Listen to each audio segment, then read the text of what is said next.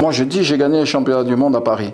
La jument avec qui j'ai gagné les championnats du monde à Paris, aujourd'hui, elle ferait peut-être 10e de classe. Parce que les temps ont changé, les chevaux ont évolué, l'alimentation a évolué, la façon de soigner les chevaux a évolué. Tout a évolué. Aujourd'hui, on a à des niveaux la reproduction. Est-ce que vous pensez qu'aujourd'hui encore, il y a des gens qui font, peut-être ici au Maroc encore, et tant mieux pour vous, mais est-ce que vous pensez réellement qu'il y a encore des gens qui saillissent des juments avec leurs étalons? Mais ça n'existe plus. On est arrivé au Voom Pick-up où on fait des poulains in vitro dans des petites boîtes en plastique. Les joueurs, elles ne voient pas un étalon, les étalons, ils ne voient pas une femelle.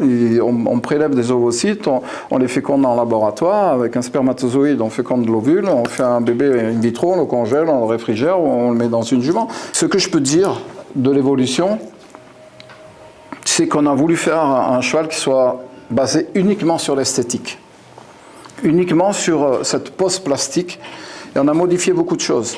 On a modifié des épaules, on a modifié des encolures, on a modifié des hauteurs. Cheval arabe, jusqu'à preuve du contraire, standard, c'est 1m45, 1m55. Si vous allez en concours aujourd'hui avec un cheval d'1m45, ils vous disent les poneys, c'est après-demain. Merci monsieur, vous pouvez sortir. Alors que les chevaux égyptiens, c'est pas des grands chevaux. Les Ansata, c'était pas des grands chevaux. Imperial a commencé à remonter. Après, on a eu T-Desperado. Alors lui, c'est un cheval américain fabriqué. On a une influence de l'Amérique qui est incroyable. Donc, le cheval de show, comme c'est un cheval de spectacle, comme je vous disais tout à l'heure, nous, on ne tondait même pas nos chevaux. On les amenait comme ça au concours, ils trottaient, ils étaient là, on les arrêtait tant bien que mal, on prenait un peu de sable, un peu d'herbe, ils faisaient comme ça l'encolure, on était top. Là maintenant, il y a des mois de travail pour arriver à avoir cette pose plastique où les chevaux doivent faire ça, ils doivent monter les épaules, ils doivent arc-bouter l'encolure.